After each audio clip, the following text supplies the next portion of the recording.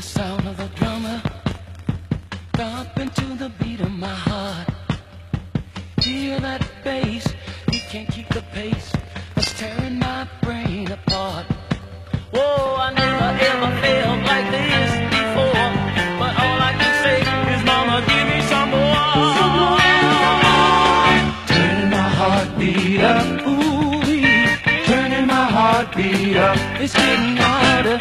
Turning my heartbeat up, ooh-ooh-ooh. Turning my heartbeat up. I keep on telling you, you're turning my heartbeat up, baby.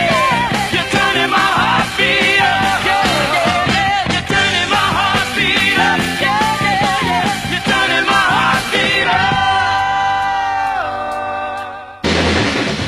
Everybody that came to Wigan came for one reason and one reason only, to hear the music and to dance. It was always the clubs in the north that were really throwing down. I sometimes feel like I've got a big magnet on me and it's pulling me onto the dance floor, you know. I can feel my heart start beating fast. The hair stand up on the back of my neck. I start to sweat, you know. It's just like a suit that's 20 years old, but it's good.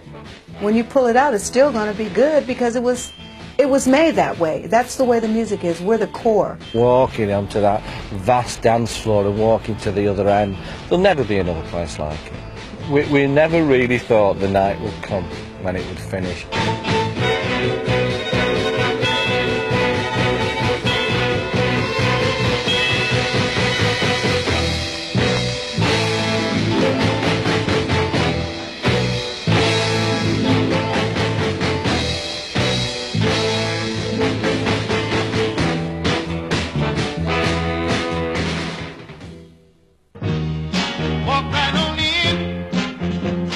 The casino opened on September 23rd, 1973, and we opened at 2 a.m.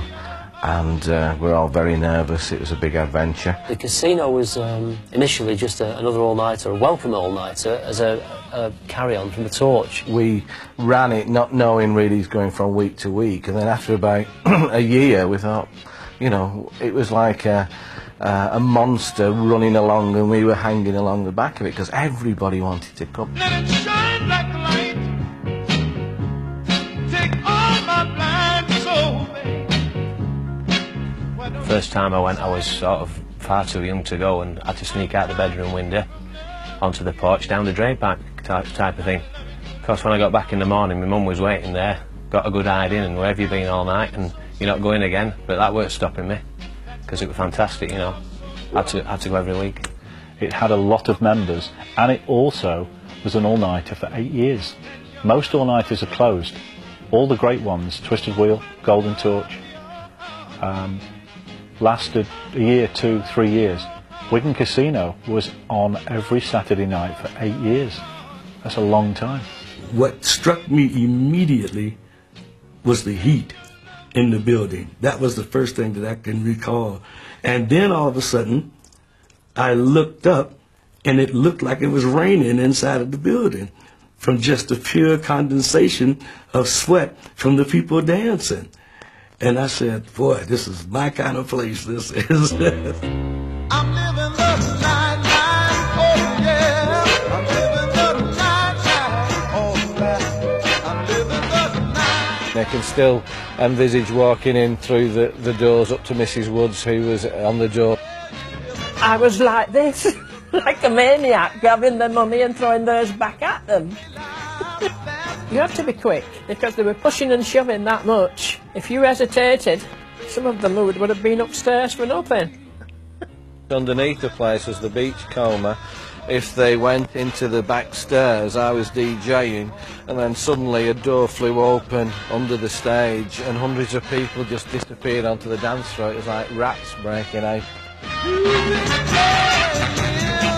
Of course, some of them used to have a sleep on the floor, you see.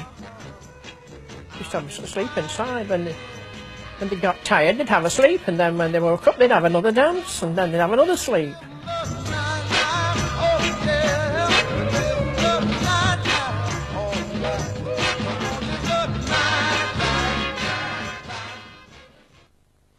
I once described Northernsoul as the sound of the Motown copyists.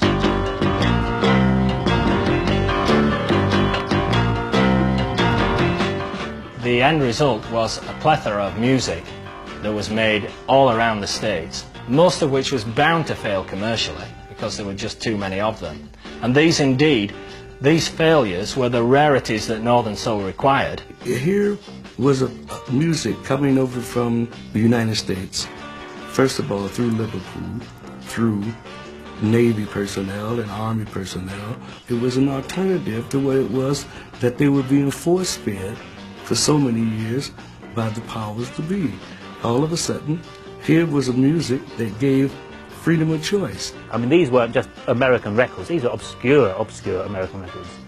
You know, that's something we've really got to get over. These weren't just American hits of 6 years ago. These were records on the B-side of big flops. Local releases only on a minor label, maybe, you know, 1,000 copies pressed. The B-side, 8 years old, and the kids in Wigan knew every beat. It was all based on music that was kind of flanked at the time, I guess, and ignored. It was brought to the fore just through people's, you know, passion of it. Every record's got a little story to it if you listen to it. It's not like sort of poppy where you just a load of noise, bang, bang, crash, wallop. It's a little story about somebody's experience. It's grabbed all your emotions, and that's what Northern Soul's all about. Powerful. We were real. Where we came from was the truth. If there were problems, we would sing about them. I could die now. I wanna cry now. Since you've been gone. Oh, baby, don't you leave my side. Don't you leave me so unsatisfied. Oh, man.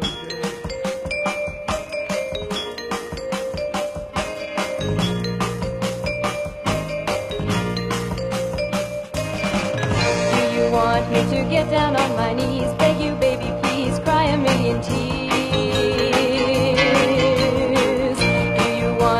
Call you on the phone, beg you to come home, think of all the years when I once lived in paradise, when the love life... Yeah, nobody danced like that. I've never seen anything so energetic.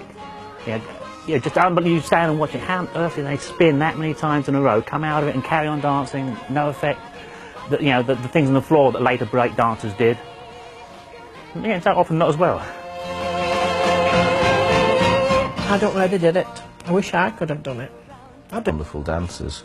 One little guy I've had been friendly with for a number of years, Sandy Holt from Bolton, who's now the Thai European Thai boxing champion.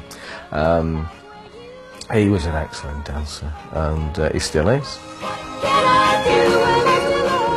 I would practice with a friend, just in his, either at my mother and father's or his, in our parents' house, wearing out the carpet basically, practicing some movements during the week, what we could do at the weekend. I'd dance 6-7 hours a night, and obviously I didn't want to get bored doing the same movements, so I'd try some different things out. I had 2 or 3 movements which I was sort of, I don't even call it famous for, but I was recognised for.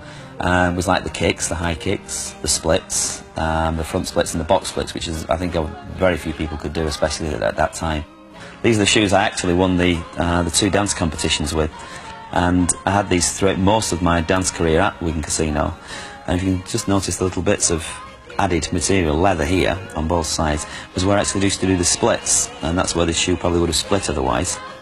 To me, dance has just been a great way of expressing yourself, and Thai boxing's been the same way.